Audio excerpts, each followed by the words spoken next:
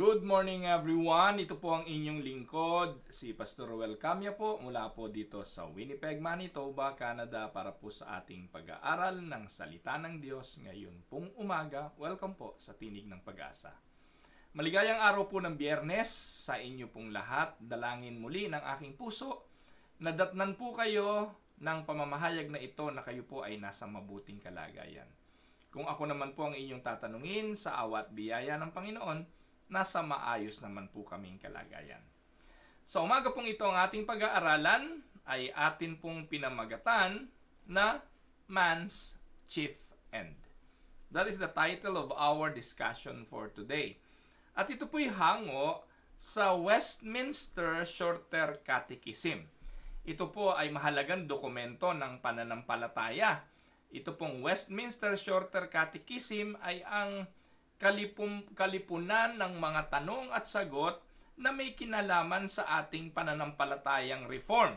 Kaya kung kayo po ay nagnanais na magkaroon ng kopya nito, ay mag-message lang po kayo sa akin. I can send you a copy of the Westminster Catechism na maaari nyo po itong gamitin sa inyong mga pag-aaral. Maaari nyo pong gamitin ito sa inyong Bible study, sa small group, sa inyong mga bahay, sa pagtuturo sa ating mga anak. Ito po'y binubuo ng mga tanong at sagot kung saan mahalaga po na makita natin ang mga basic doctrines of faith. Kaya po sa umagang ito ay atin pong sasagutin ang unang katanungan sa Westminster Shorter Catechism. Ang tanong na, what is the chief end of man? Ayan, ito po yung natalakay ko ng pahapyaw sa mga nakalipas na pag-aaral, but I would like to have an in-depth answer to this question. Ano nga po ba ang chief end of man? And the Shorter Catechism of the Westminster answered this by, man's chief end is to glorify God and to enjoy Him forever. Yan po yung sagot. Kaya pag tinanong po tayo, dito po nagkakasundo ang lahat ng pananampalatayang Kristiyano eh. I believe hindi po ito pagtatalunan kung ikay Arminian, kung ikaw ay Reformed, Calvinist, kung ikay Baptist, kung ikay Pentecostal, o kung ano man ang iyong pananampalataya at pinaniniwalaan bilang Kristiyano. And I believe even the Roman Catholic will agree. Kapag tinanong ano po ba ang chief end ng tao, ang sagot nila, man's chief end is to glorify God and to enjoy Him forever. Wala po tayong pagtatalo dyan. Subalit, if we are going to look the life of many believers, many Christians nowadays, para pong ang katotohanan ng bagay na ito ay hindi natin masumpungan.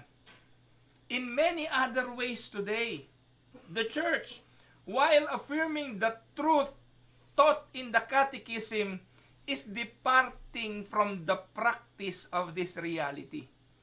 Bagamat by tenet, by doctrine, by their belief, naniniwala sila that the chief end of man is to glorify God and to enjoy Him forever. But look at the church nowadays.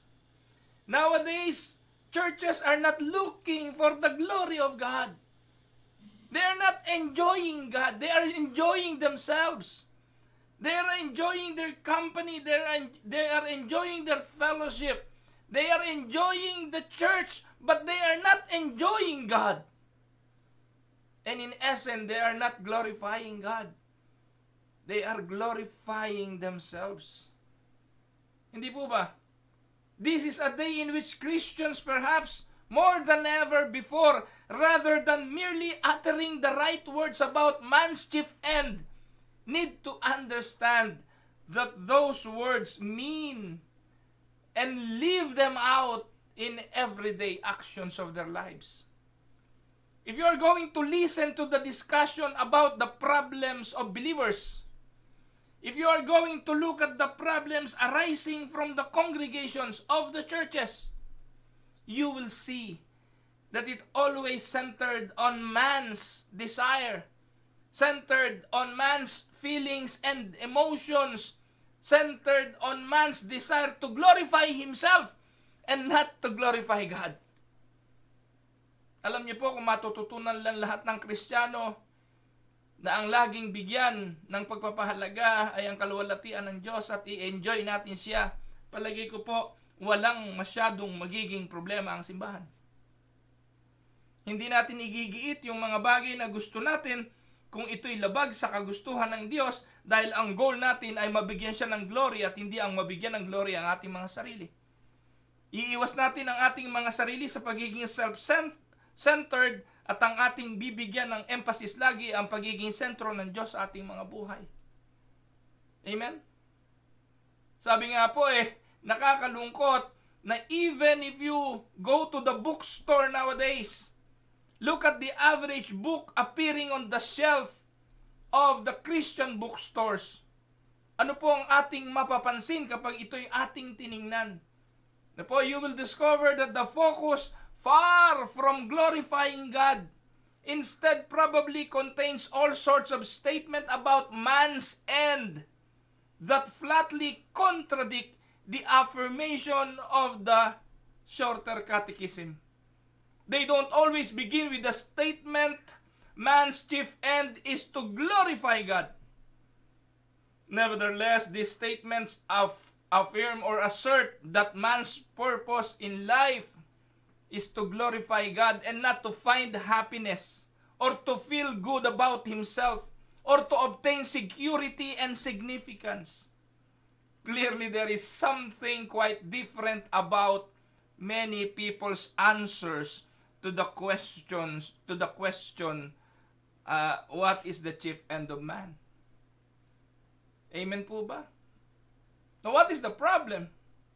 You can see what has gone wrong by comparing the direction of the catechism's answers with that of those listed above. People are seeking to obtain security and significance. People are seeking happiness, feel good about themselves. And those things are nowhere to be found in the Bible, and the Bible never teach any such thing. Today we live in a time of unparalleled self-centeredness. This humanistic world philosophy has permeated even the church, so that the dominant concern no longer to glorify God, but to become self-actualized. It is therefore necessary that we re-emphasize the truth that is taught in question number 1 of the Westminster Confession of Faith. Question number 1, man's chief end is to glorify God and to enjoy Him forever. Kaya magandang pag-aralan po ito Kasi po, biblical naman talaga ito Ano ba sinasabi ng Bible? Number 1, 1 Corinthians 10:31. Whether therefore ye eat or drink or whatsoever you do, do all to the glory of God. Alam po nating lahat yan. Alam nyo yan. Narinig nyo ng isinermon yan. Narinig nyo na pong binanggit yan ng pastor. Nabasa nyo na po yan marahil sa Biblia. Lagi nyo nang naririnig yan.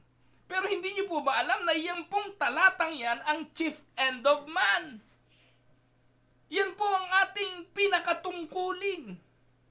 Yan po ang ating hangganan. Diyan po tayo mabubuhay. Sa katotohanan na anuman ang ating ginagawa. Binanggit nga po dyan, kumakain, umiinom. Yan po yung pinaka-importanting laging ginagawa ng tao. Sabi nga, you can survive a couple of days without eating.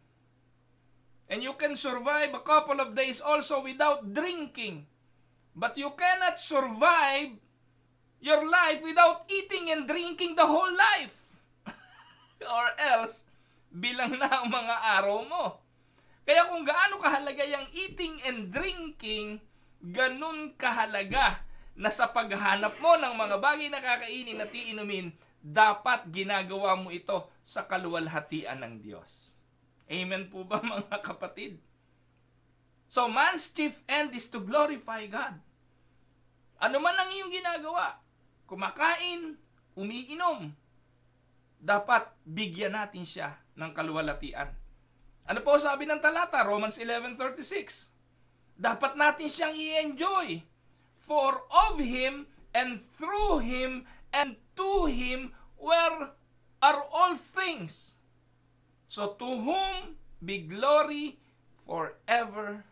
Amen. Bakit daw natin siya kailangan bigyan ng glory? Kasi Kanya ang lahat. Sa pamamagitan niya kumikilos ang lahat. Ang lahat ng bagay ay ginawa para sa Kanya. Kaya dapat siyang tumanggap ng kaluwalhatian. At tinapos po ang talata sa katagang Amen. Siya nawa. Now, atin pong pag-aaralan ang Westminster Question Number 1 sa pamamagitan din ng question and answer.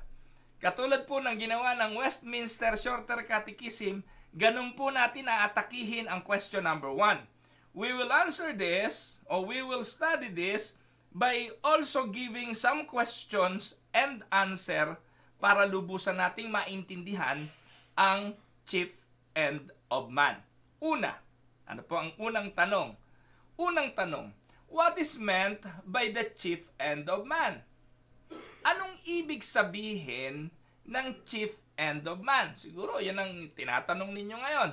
Ang sagot po, the chief end of man is that which man ought chiefly to aim or design, to desire, seek after, and endeavor to obtain as his chief good and happiness, unto which his life and his actions should be referred and directed, which is the glorifying of God and the enjoying of God forever.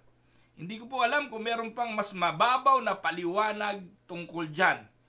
Pero napakalinaw na po na sinasabi ng sagot na ang chief end of man ay ang pinakalayunin ng tao, kanyang disenyo, kanyang dapat ninanasa, at ang lahat ng mga bagay na kanyang nais ma-obtain sa buhay na ito.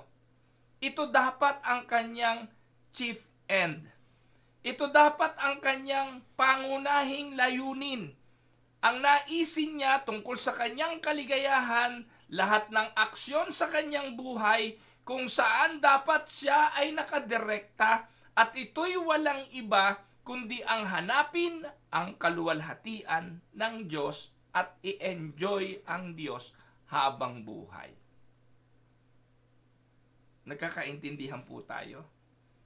Kaya pag merong pastor na nagsabi sa iyo na ito yung purpose mo, ito yung goal mo sa buhay, ito yung direksyon na dapat mong tinatahak, ang unang tanong ay ito, iyan ba ay makapagbibigay glory sa Diyos?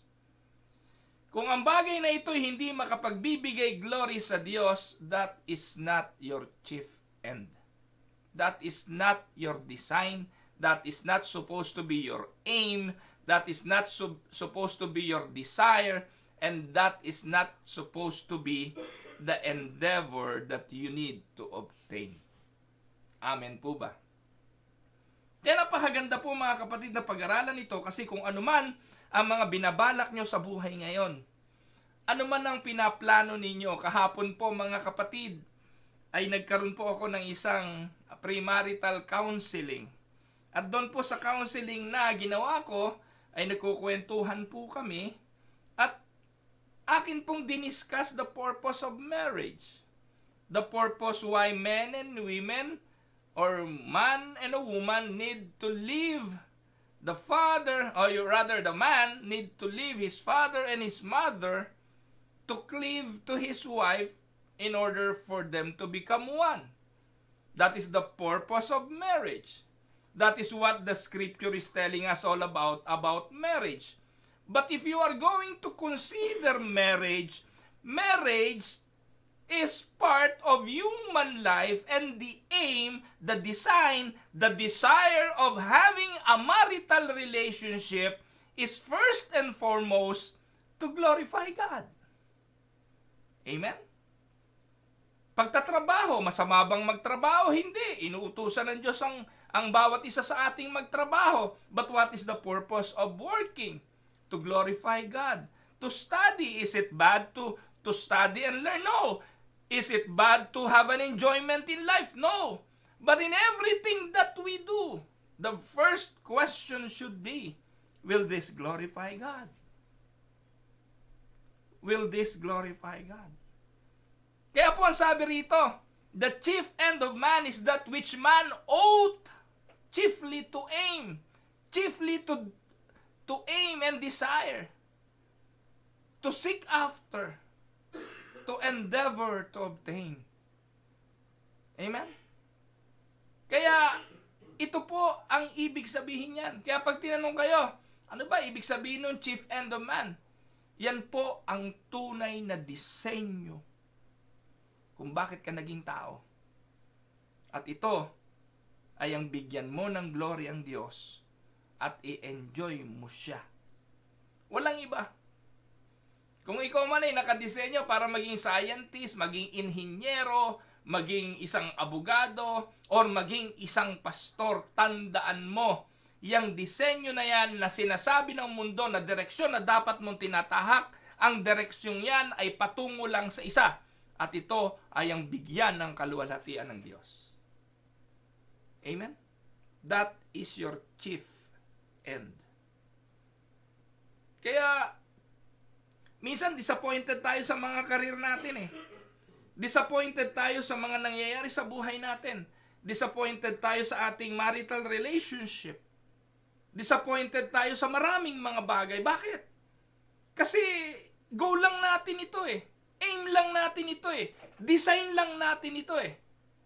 But if we are going to look at life on the perspective of the question of the Westminster Confession, that the chief end of man is to give God the glory, everything that we will do, everything that we will aim, everything that we will desire is always centered on God's glorification. Amen? Now, question number 2. May men have no other chief end than the glorifying and enjoying of God? This is a good question. Maaring isagot ng pilosopo yan eh. Pastor, wala na ba akong gagawin kundi lagi na lang i-glorify ang Diyos? Lagi na lang hanapin yung enjoyment ko sa Diyos? Wag naman, pastor. Puro na lang hallelujah. Di ba yun ang sinasabi ng iba eh? Wala ka naman gagawin kundi hallelujah, hallelujah. Sabi nga ni Butch Sherbet ang buhay Kristiyano naman hindi puro hallelujah eh. Diba? Kaya ang tanong dito sa second question na ito, ang tao ba wala nang gagawin kundi hanapin ang glory ng Diyos? Minsan po dito nagkakamali ang marami eh. Alam niyo po ba na merong isang mananampalataya akong kilala dati na ayaw na magtrabaho. Ayaw na magtrabaho kasi gusto niya mag-Bible study na lang na mag-Bible study. Na tumigil na po sa paglalaba. Tumigil na rin sa pagluluto ng pagkain. Tumigil na sa paglilingkod sa kanyang pamilya. Kasi gusto na lang niya i-devote yung time niya sa prayer, fasting, and Bible study.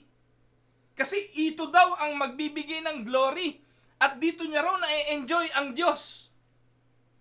Ganun po ba ang proper interpretation niya? Ano po? Ano po sa inyong palagay? So ako po'y naniniwala na ang sagot, men ought to have no other chief end than glorifying God. But, look at the word but. Opo, wala na po tayong ibang chief end, kundi ang bigyan ng kaluwalhatian ng Diyos. Subalit, ito po yung pasubali, ano po? May mga subordinates doon sa ends. Ibig ba sabihin nito, ini-encourage ko ngayong umaga na, magsipag-resign na kayo sa trabaho nyo. Tigilan ninyo pag-aasawa. Huwag na kayong kumilos. Lagi na lang kayo manalangin, mag-fasting at magpuri sa Diyos. Yun po ba ang ibig sabihin nito? No!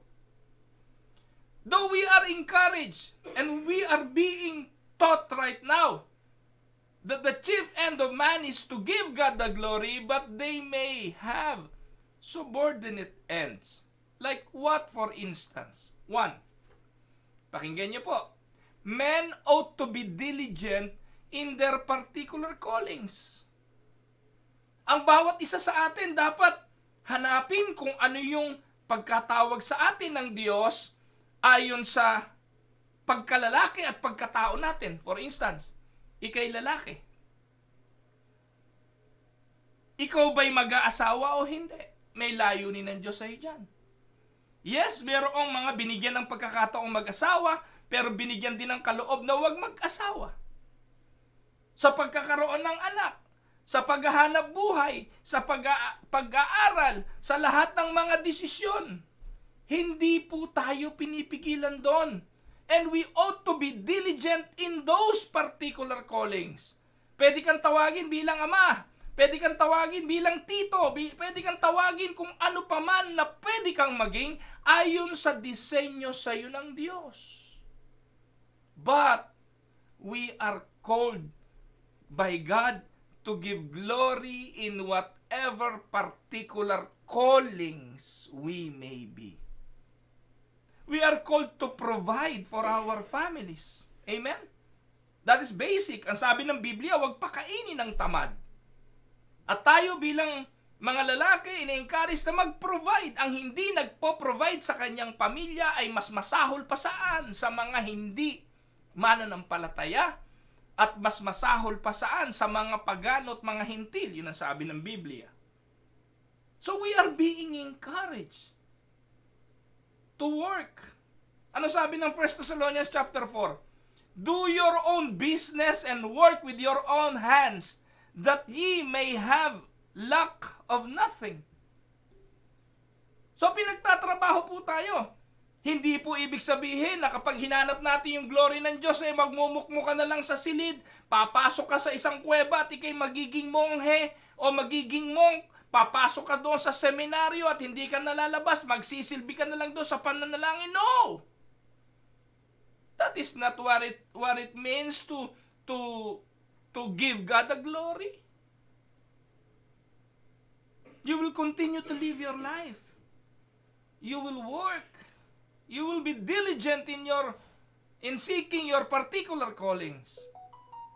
But in whatever you do it in the glory of God. Amen? Pangalawa po, anong sabi? Men may eat, men may drink, men may sleep, but this end, that they may nourish and refresh their bodies. For this end, rather, that they may nourish and refresh their bodies. Sabi po, it is lawful to design and desire and seek such things as this in such action subordinately or less principally. But in this and all actions, men ought principally and chiefly to design and seek the glory of God. Kaya nga, linaw naman ng 1 Corinthians chapter 10:31 eh. Oh. Ano po sabi diyan? Whether therefore you eat, you drink, whatsoever ye do, do all to the glory of God. Kaya, ang tanong, wala na bang gagawin ng tao, kundi hanapin na lang ang glory ng Diyos? The answer is yes. Men ought to have no other chief end than the glorifying of God, but they may have subordinate ends. And the subordinate ends, men ought to be diligent in their particular calling. Men may eat, drink, and sleep. And number 3, men may moderately, look at the word moderately. Men may moderately desire and endeavor after the enjoyment of such a portion of the good things of the world as is needful and useful. But they ought to make choice of God for their chief good and desire the eternal enjoyment of Him as their chief portion. Amen? Kaya nga po mga kapatid, kahit sa paglilingkod sa Diyos kahit sa pagiging pastor, hindi po pwede na Tirik na mata ng mga anak mo, wala nang maipasuso sa anak mo. Hindi na kayo kumakain, tapos katwiran mo. Hindi, I need to first and foremost glorify God. I will just serve Him. I will just sit here pray. I will just sit here fast. No. Nagkakamali ka ng pagkakaintindi. Sapagkat ang hindi pagkilos, ang pag-upo na lang, at ang pananalangin, at ang pagpa-fasting, mga kapatid, minsan ay alibay ng mga tamad sa hindi pagkilos. Amen? At ito man ay hindi nakapagbibigay glory sa Diyos. Sabi po ng Psalms 73:25-26, Whom have I in heaven but thee? And there is none upon earth that I desire beside thee, or in comparison with thee.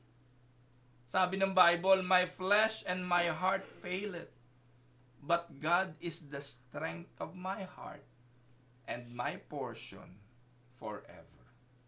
Yes, we may desire things of this world.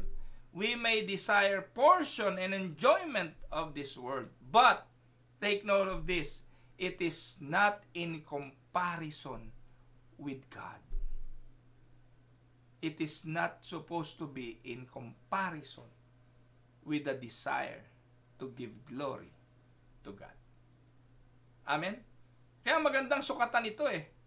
Kung yung bagay ng mundong ito, ine-enjoy mo na ng labis.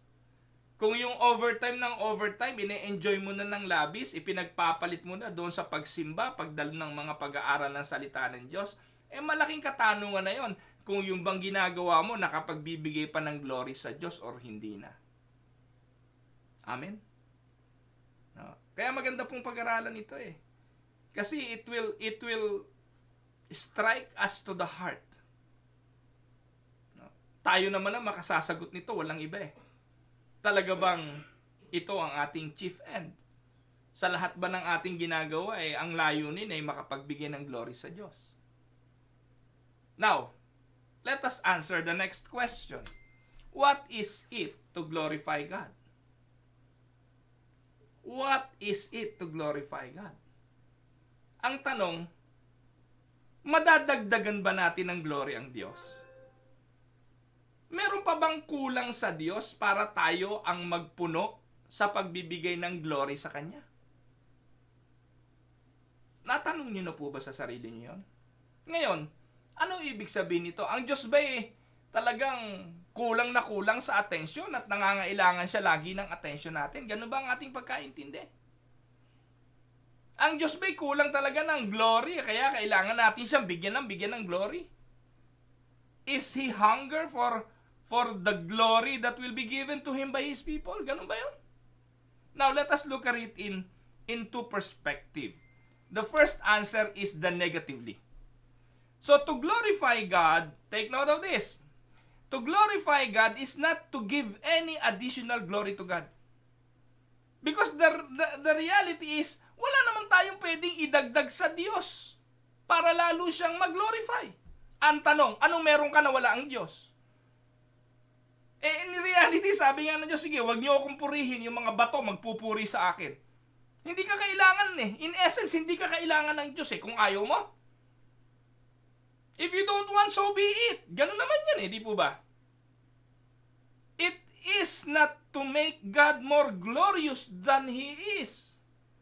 For God is incapable of receiving the least addition to His essential glory. He being eternally and infinitely perfect and glorious. God is perfect, omniscience, omnipotent. Hindi niya kailangan ng glory mo Hindi niya kailangan ng additional glory coming from you. Di ba? Ano sabi ng Matthew 5:48? Your Father which is in heaven is perfect. Ngayon, anong glory idadagdag mo sa Kanya para madagdagan pa siya ng perfection? Perfect na nga So negatively, makikita po natin na we cannot add to the glory of God. Kaya wala ka rin pagmamalaki. Hindi ibig sabihin nun na meron kang magagawa to give an additional glory to God. Kaya, when it comes to defining the glory of God, we cannot add anything. Tama po ba? Sige nga kapatid, anong pwede mong gawin na makapagdadagdag ng glory sa Diyos? Magiging mas Diyos ba siya kapag niluhuran mo siya? Mas magiging mas Diyos ba siya kapag inalayan mo siya ng devotion? Mas magiging perfect ba siya kapag binigyan mo siya ng buong buhay mo? No. You cannot add anything to Him. Because He is already perfect.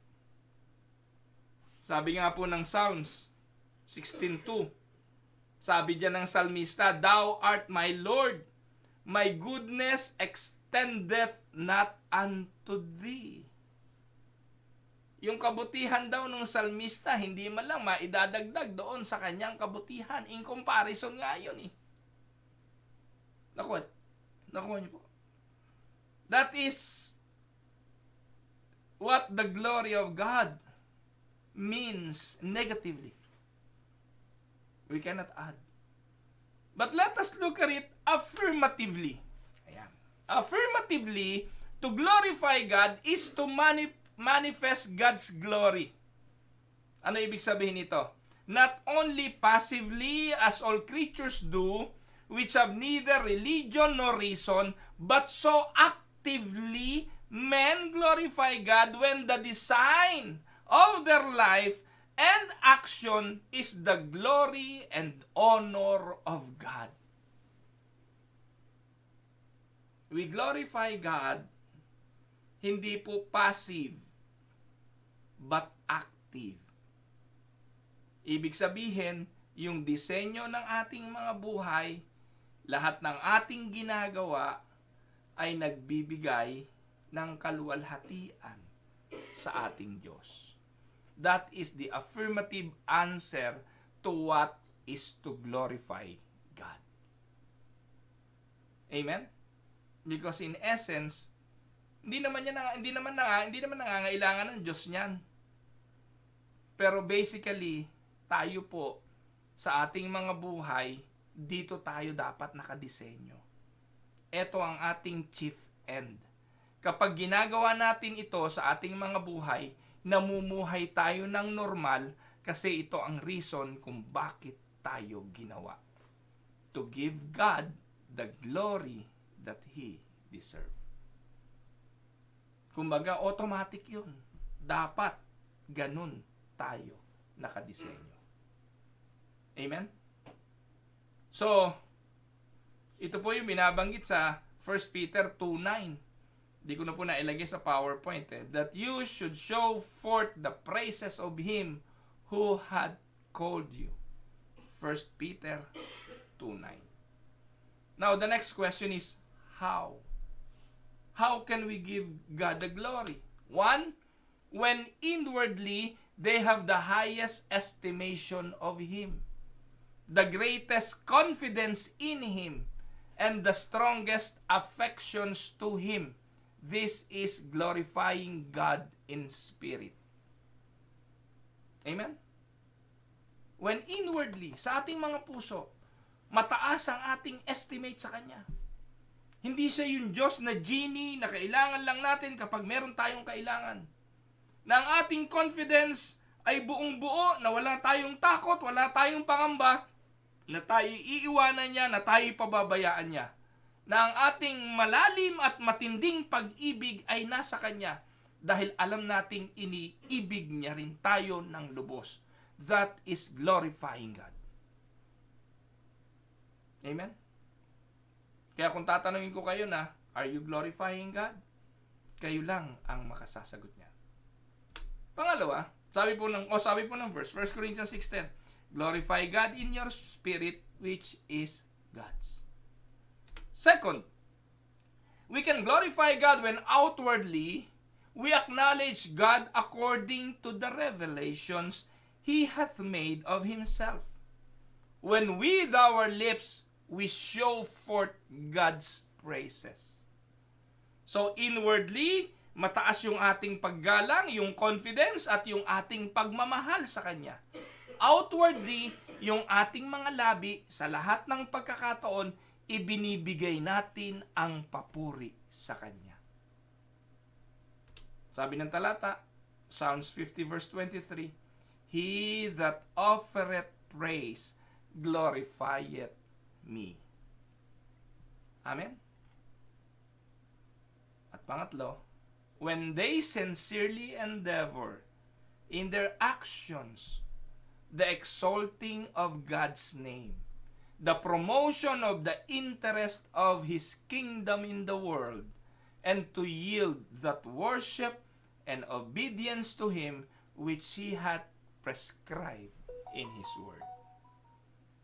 Kaya dyan po papasok yung katotohanan na sa puso at isipan, sa atin pong mga labi at sa ating mga ginagawa nating ibigay ito bilang pagluwalhati sa Diyos.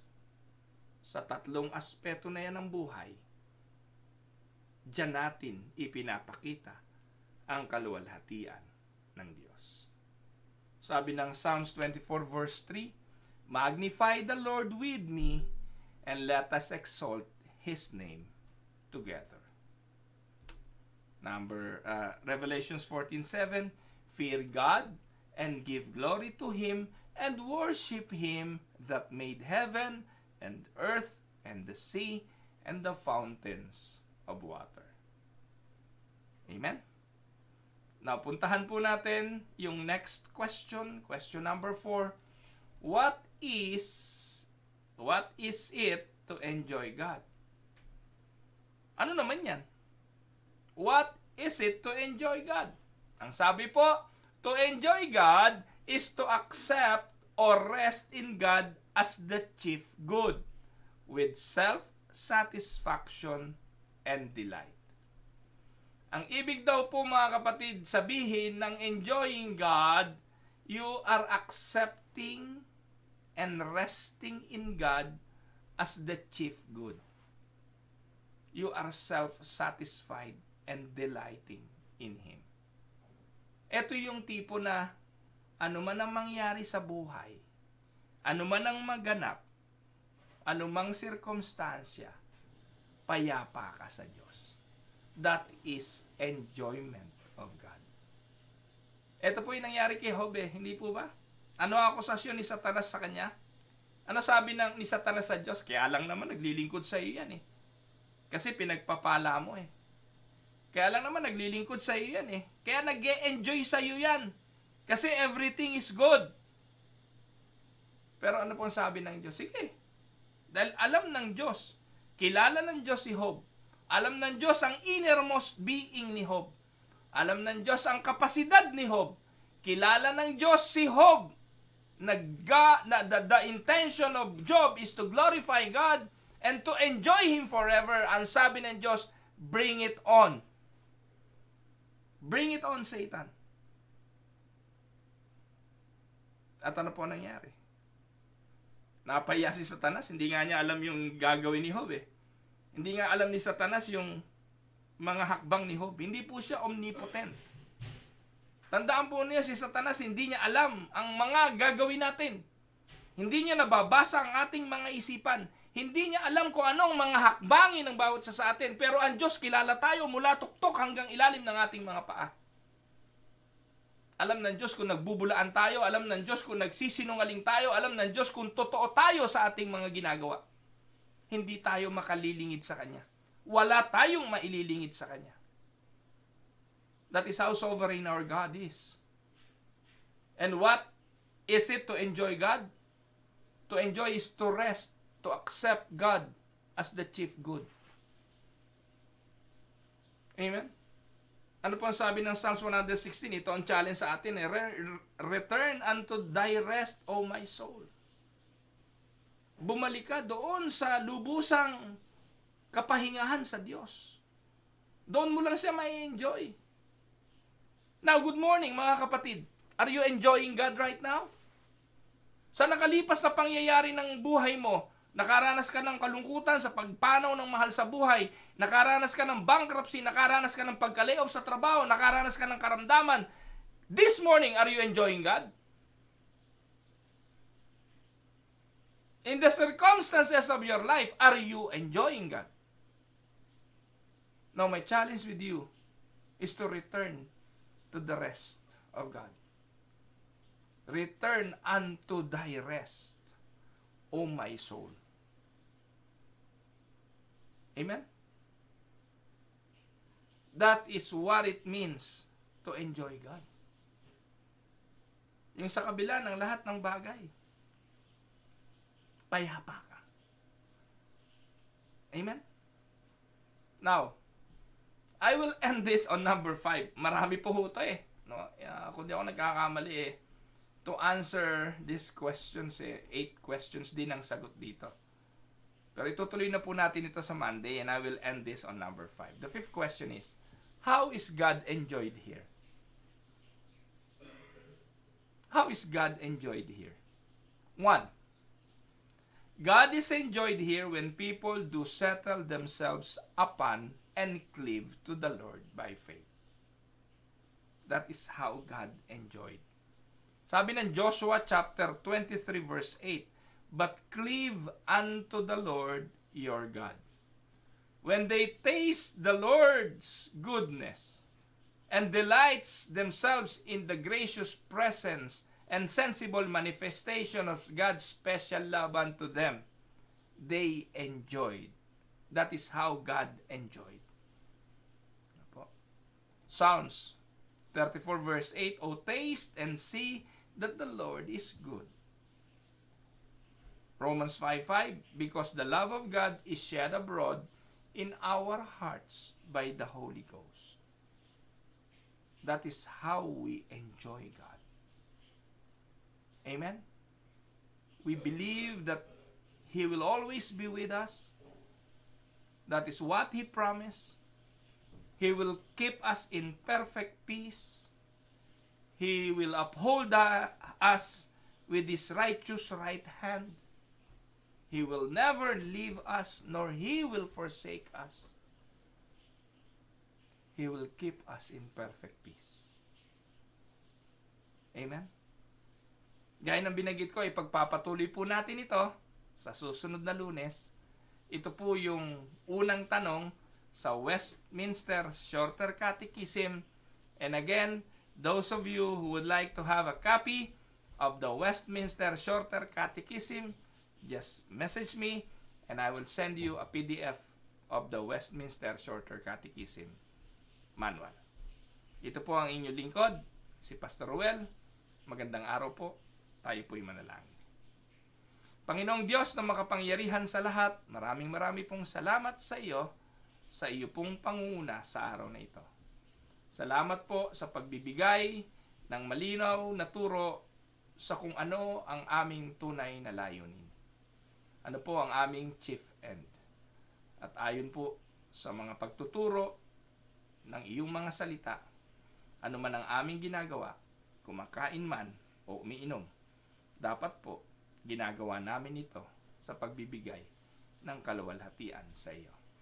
Pagpalain mo po ang aking mga kapatid, anuman po yung kanilang mga pinagdadaanan sa buhay, kung meron pong mga may karamdaman, mga dumaan sa mga mabibigat na suliranin ng buhay, sa mga pagluluksa sa pagpanaw ng kanilang mahal sa buhay, o anumang iba't ibang mga sirkumstansya. Dalahin mo po kami lagi, Panginoon, sa ang sana'y matagpuan namin ay ang iyong mabuting kalooban. Sa iyo po namin ibinabalik ang lahat ng papuri, ng pasasalamat sa makapangyarihang pangalan ng aming Panginoong Hesukristo. Amen and Amen. Magandang araw po sa inyong lahat, mga kapatid.